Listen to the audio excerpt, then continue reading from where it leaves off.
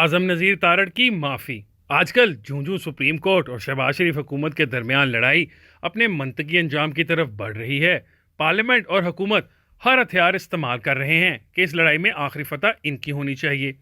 अगरचा मेरा ख्याल है कि वक्ती तौर पर अगर हुकूमतें जीत भी जाएं तो आखिरी कहका फिर भी सुप्रीम कोर्ट का होता है। अगरचा सियासतदानों के हामी कह सकते हैं कि सियासतदानों की सियासी उम्र जर्नैलों और जजों से लंबी होती है, इसलिए जरदारी और गिलानी को सजाएं सुनाने वाले जजेस बरसों हुए रिटायर होकर घर जा चुके, लेकिन जरदारी सजाओं के बाद भी सदर बन गए।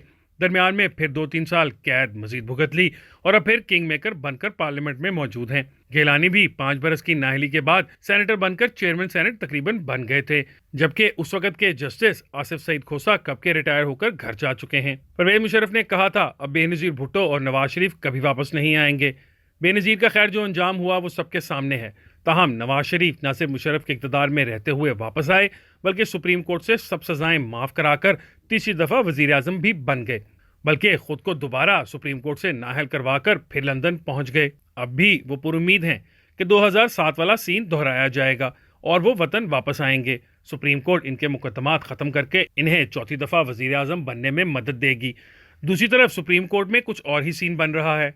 एक दिन काबीना, वज़ीर आज़म और पार्लियामेंट सुप्रीम कोर्ट के हवाले से कुछ करते हैं तो अगले दिन सुप्रीम कोर्ट से कुछ हुकूमत के लिए आ जाता है। अब तो काम रोज़ बरोज़ से होता हुआ घंटों तक आ गया है कि एक घंटे में कुछ पार्लियामेंट में होता है तो अगले घंटे सुप्रीम कोर्ट इसे उड़ा देती है। इसे कहते हैं टिट फॉर टैट। इस खतरनाक सूरत हाल में ओन शिराजी, जो इस्लामाबाद के मशहूर और पुरजोश सहाफ़ी माने जाते हैं, ने एक प्रेस कॉन्फ्रेंस में वफाकी वज़ीर कानून आज़म नज़ीर तारड़ से एक चुभता हुआ सवाल पूछा। ओन ने पूछा कि इस वक्त सुप्रीम कोर्ट में हुकूमत को जो मुश्किलात का सामना है, क्या आपको इस बात का पछतावा है कि आपने चंद माह पहले सुप्रीम कोर्ट में हाई कोर्ट के 2 जूनियर जजेस लगवाने में अहम किरदार अदा किया था, जबकि ये सब कुछ रूल्स और इंसाफ के खिलाफ था।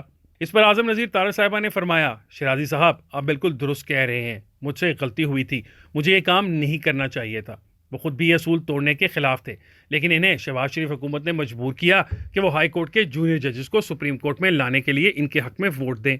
इनका कहना था इन्हें इनकार कर देना चाहिए था, लेकिन उन्होंने हुकूमती दबाव में वो वोट डाला। इस पर वो कौम से दोबारा माफ़ी मांगते हैं। याद रहे कि उस वक्त अगर वफाकी वजीर जुडिशल काउंसिल के इजलास में अपना वोट इनके हक में ना डालते तो वो 2 जजेस हाई कोर्ट से सुप्रीम कोर्ट नहीं पहुंच सकते थे। आज इन्हीं जजेस का मौक़िफ़ इलेक्शन के इशू पर शहबाज हुकूमत के खिलाफ है, जिस वजह से वफाकी वजीर कानून अब माफ़ी मांग रहे हैं। इस वक्त जब तारड़ साहब वोट डालकर वापस आए थे तो पाकिस्तान की बार काउंसिल ने शदीद रद्द-ए-अमल दिया था। आज़म नज़ीर तारड़ को इस्तीफ़ा देना पड़ गया ताकि दबाव कम किया जाए और अयाज सादक को वजारत कानून का इजाफी चार्ज दे दिया गया। चंद दिन गुजरे और दबाव कम हुआ तो तारड़ साहब दोबारा वजीर कानून बना दिए गए और अब वो ओन शिराजी के सवाल पर अपनी गलती मानकर माफ़ी मांग रहे हैं। हो सकता है आप सब कहें कि इंसानों से गलतियां हो जाती हैं, इनसे भी हो गई होगी, अब जाने दें। सांप निकल गया तो क्या लकीर को पीटने बैठ गया हूँ। मेरा सहाफ़त का तजर्बा कहता है हुकूमतें और हुक्मरान कोई गलती नहीं करते, वो सब कुछ सोच समझ कर और देखभाल कर करते हैं। हाँ, अगर नतीजा इनकी मर्जी के बरक्स निकल आए तो वो उसे फ़ौरन अपनी गलती मानकर हमदर्दियाँ समेटने लग जाते हैं।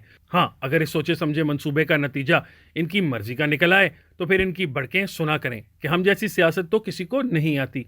एक जरदारी सब पर भारी, या अगली बारी शेर, या खान ने सबको चारों शाने चित कर दिया। सुप्रीम कोर्ट के वकील और तहरीक इंसाफ के लीडर हामिद खान ने मुझे बताया कि इमरान खान ने इनके सामने एतराफ़ किया था कि इन्हें इनके मशीरों ने गलत मशवरे दिए जिससे नुकसान हुआ। यह अलग बात है कि जब इन मशीरों के मशवरे से खान साहब कामयाबियां समेट रहे थे तो वो मशीर बहुत ज़बरदस्त थे। वही बात कि नाकामी का कोई बाप नहीं होता। मेरी कभी सेनेटर आज़म नज़ीर तारड़ से मुलाकात नहीं हुई, लेकिन जो चंद लोग मेरे दोस्त हैं और वो उन्हें जानते हैं वो इनकी हमेशा तारीफ़ करते रहे हैं कि काबिल इंसान हैं। लिहाजा अब तक मैं इन दोस्तों की राय के ज़ेर असर ही था। ताहम इस प्रेस कॉन्फ्रेंस में दिए गए इस जवाब के बाद मैं अपनी राय बदलने पर मजबूर हो रहा हूँ। अगर आज़म नज़ीर तारड़ जैसा पढ़ा लिखा और इस कद काट का बंदा भी जानबूझकर गलत बंदे को वोट डालता है क्योंकि इसे हुकूमत ने कहा था, तो इसके बाद बंदा किससे गिला करे। मतलब अगर आप किसी बात को अपने ज़मीर या असूल के खिलाफ समझ कर भी वही काम करते हैं तो आपकी माफ़ी कैसे कबूल की जा सकती है, या ये मान लिया जाए कि आपसे मासूमियत में गलती हुई। जैसे मैंने कहा, गलती वो होती है जिस काम को करते वक्त आपको इल्म ना हो कि ये गलत है। वो कहते हैं इन्हें इस वक्त भी इल्म था कि वो जजों की तैनाती के असूल को तोड़कर गलत कर रहे हैं, लेकिन फिर भी ये गलत काम किया, फिर ये गलती तो ना हुई। आप यूँ कहें कि इनके सोचे समझे फैसले के मुताबिक नतीजा ना निकला तो इन्हें आज वो गलती लग रही है। مطلب اگر وہ 2 جونیئر ججز سپریم کورٹ بینچ میں حکومتی موقف کے مطابق کسی فیصلے پر اپنی رائے دے دیتے تو کیا آپ کا خیال ہے اعظم نذیر تارڑ صاحب اون شرازی کے سوال پر یہی کہتے کہ میری غلطی تھی، معافی مانگتا ہوں؟ بلکہ وہ الٹا وزیر اعظم شہباز شریف کے پاس خوشی سے دوڑے جاتے اور اکھڑی سانسوں کے ساتھ کہتے کہ سر جی دیکھا ہمارے جونیئر جج کو سپریم کورٹ لانے کی حکمت عملی کیسے کامیاب رہی۔ میری مایوسی کی وجہ یہ بھی ہے کہ کیا اعظم نذیر تارڑ جیسے بندے کو مالی پریشانی ہو جاتی اگر وہ وزارت چھوڑ دیتے اور ووٹ نہ ڈالتے؟ ووٹ ڈالنے سے پہلے اپنے ضمیر اور اصول پہ ڈٹ جاتے تو کیا بگڑتا؟ وزارت ہی چلی جاتی۔ لیکن آج وہ معافیاں نہ مانگ رہے ہوتے۔ اگر انہیں احساس تھا کہ ان سے غلط کام کرایا گیا اور انہوں نے وزارت یا سینٹ کی سیٹ بچانے کے لیے وہ زہر کا گھونٹ بھرا، تو ان پر آپ اور ہم کیسے اعتبار کر سکتے ہیں کہ ملک کا قانون آج ایک باضمیر اور تگڑے بندے کے ہاتھ میں ہے جو وزارت اور سینیٹرشپ چھوڑ دیتا ہے لیکن ضمیر کے سامنے شرمندہ نہیں ہوتا؟ یاد آیا صدر ٹرمپ نے ایک دن ایف بی آئی کے سربراہ جیمز کومی جو ان کے خلاف تحقیقات کر رہے تھے کو کہا تھا کہ تم سے میں وفاداری کی امید رکھتا ہوں۔ کومی بولا، سر مجھ سے ایمانداری کی توقع رکھیں، وفاداری کی نہیں۔ ابھی اس کی نوکری کے 6 برس رہتے تھے۔